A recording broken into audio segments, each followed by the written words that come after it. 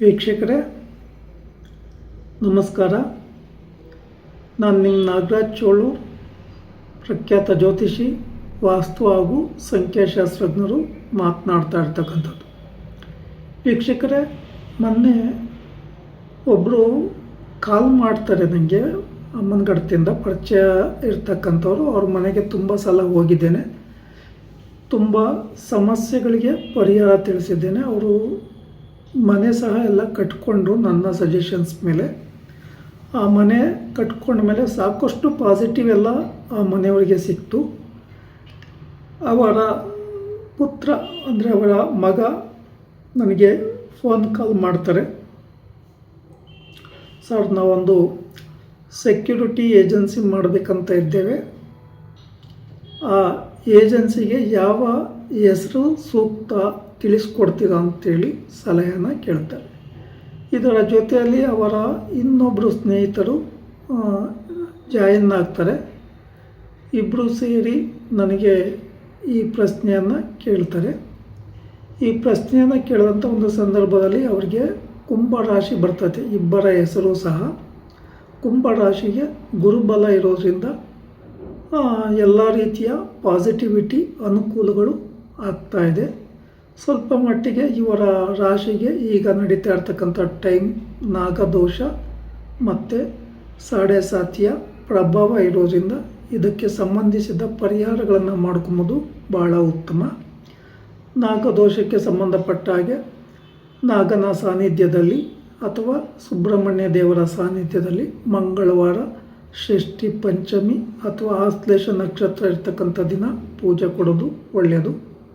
ಹಾಗೆ ಸಾಧ್ಯ ಆದರೆ ಶ್ರೀ ಕ್ಷೇತ್ರ ಕುಕ್ಕೆ ಸುಬ್ರಹ್ಮಣ್ಯಕ್ಕೆ ಹೋಗಿ ಸರ್ಪ ಸಂಸ್ಕಾರ ಶಾಂತಿ, ಆಶ್ಲೇಷ ಬಲಿ, ನಾಗ ಪ್ರತಿಷ್ಠೆಯನ್ನು ಮಾಡಿಸೋದು ತುಂಬ ಉತ್ತಮ ಅಂತ ತಿಳಿಸಿದ್ದೇನೆ.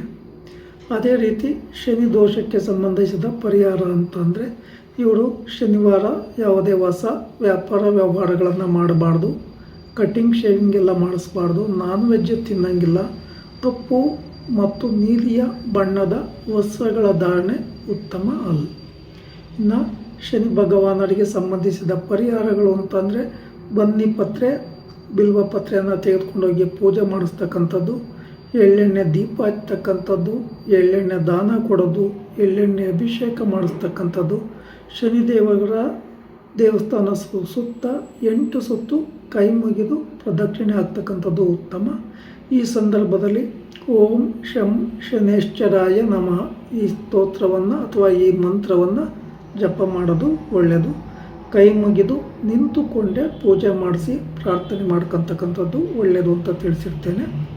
ಹಾಗೆ ಇವರು ಏನು ಸೆಕ್ಯೂರಿಟಿ ಏಜೆನ್ಸಿ ಮಾಡಬೇಕು ಅಂತ ಇದ್ದಾರೋ ಅದಕ್ಕೆ ಸಂಬಂಧಿಸಿದ ಹೆಸರುಗಳನ್ನು ಅಥವಾ ಅಕ್ಷರಗಳನ್ನು ತಿಳಿಸಿ ಅಂತ ಹೇಳಿ ಕೇಳ್ತಾರೆ. ಈ ರಾಶಿಯವರಿಗೆ ವೃಷಭ ರಾಶಿಯ ಅಕ್ಷರಗಳು ಹಾಗೂ ಮಿಥುನ ರಾಶಿಯ ಅಕ್ಷರಗಳು ಮತ್ತು ತುಲಾ ರಾಶಿಯ ಅಕ್ಷರಗಳನ್ನು ತಿಳಿಸಿರ್ತೇನೆ. ಇನ್ನು ಇವರು ವಿಶೇಷವಾಗಿ ಈ ಹೆಸರನ್ನು ಚಾಯ್ಸ್ ಮಾಡ್ಕೋಬೇಕು ಅಂತಂದರೆ ಪ್ರಾರಂಭದ ಅಕ್ಷರವನ್ನು ಚಾಯ್ಸ್ ಮಾಡ್ಕೊಬೋದು ಹೇಗೆ ಅಂತೇಳಿ ಇವರಿಗೆ ಸಲಹೆ ಕೊಟ್ಟಿರ್ತೇನೆ. ಅಂದರೆ ಇವರ ಇಬ್ಬರಿಗೂ ಆತ್ಮೀಯವಾಗಿ ಇವರ ಸಮಸ್ಯೆಗೆ ಸ್ಪಂದಿಸ್ತಕ್ಕಂಥವರು, ಅನ್ಯೋನ್ಯವಾಗಿ ಯಾರು ಮಿತ್ರರಾಗಿರ್ತಾರೋ ಅಥವಾ ಇವರಲ್ಲಿ ಏನೇ ತಪ್ಪು ಲೋಪ ದೋಷ ಕಂಡುಬಂದರೂ ಸಹ ಇವ್ರಿಗೆ ಅನ್ಯೋನ್ಯವಾಗಿ ಸ್ಪಂದಿಸ್ತಾರೋ ಅಂಥವರ ಹೆಸರಿನ ಪ್ರಾರಂಭದ ಅಕ್ಷರದಿಂದಲೂ ನೀವು ಸೆಕ್ಯೂರಿಟಿ ಏಜೆನ್ಸಿಯನ್ನು ಪ್ರಾರಂಭ ಮಾಡ್ಬೋದು ಅಂತೇಳಿ ತಿಳಿಸಿರ್ತೇನೆ. ಇವರು ಸರ್ ಯಾವಾಗ ನಾವು ಪ್ರಾರಂಭ ಮಾಡ್ಬೋದು ದಿನ ಸಹ ತಿಳಿಸಿ ಅಂತೇಳಿ ಕೇಳಿದರು. ಅದಕ್ಕೆ ಇದೇ ತಿಂಗಳ 30ನೇ ತಾರೀಕು ನೀವು ಪ್ರಾರಂಭ ಮಾಡ್ಬೋದು, ದಿನ ಚೆನ್ನಾಗಿದೆ ಅಂತೇಳಿ ಸಲಹೆಯನ್ನು ಕೊಟ್ಟಿದ್ದೇನೆ. ವೀಕ್ಷಕರೇ, ಇವರು ಕಡೆಯದಾಗಿ ಯಾವ ದಿಕ್ಕು ಆಯ್ಕೆ ಮಾಡಿಕೊಂಡ್ರೆ ಅಂತೇಳಿ ಕೇಳಿದಂಥ ಒಂದು ಸಂದರ್ಭದಲ್ಲಿ ಬಹುತೇಕವಾಗಿ ಉತ್ತರ ದಿಕ್ಕು ತುಂಬ ಉತ್ತಮ, ಪಶ್ಚಿಮ ದಿಕ್ಕು ಇವರಿಬ್ಬರ ಹೆಸರಿಗೂ ಸಹ ಆಗಿ ಬರ್ತದೆ, ಉತ್ತರ ದಿಕ್ಕು ಸಹ ಶುಭಪ್ರದವಾಗಿ ಇರ್ತದೆ.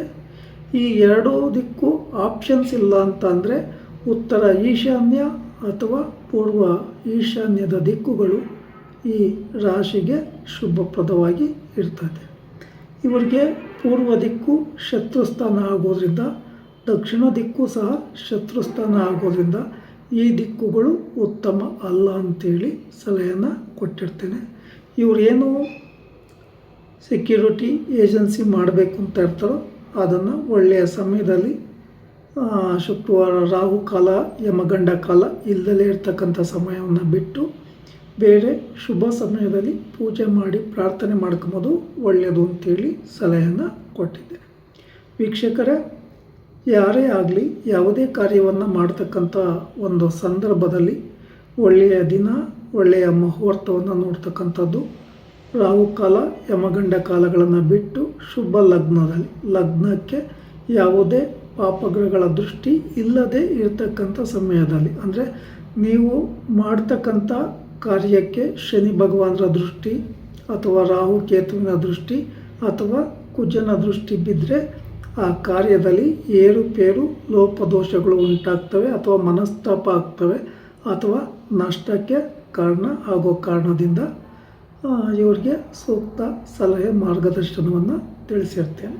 ವೀಕ್ಷಕರೇ, ಈ ವಿಡಿಯೋ ಇಷ್ಟ ಆಯಿತು ಅಂದರೆ ಲೈಕ್ ಮಾಡಿ, ಶೇರ್ ಮಾಡಿ, ಫಾಲೋ ಮಾಡಿ, ಆ ಲೈಕನ್ನು ಒತ್ತಿ, ಬೆಲ್ ಐಕನ್ ಒತ್ತಿ. ನಮಸ್ಕಾರ.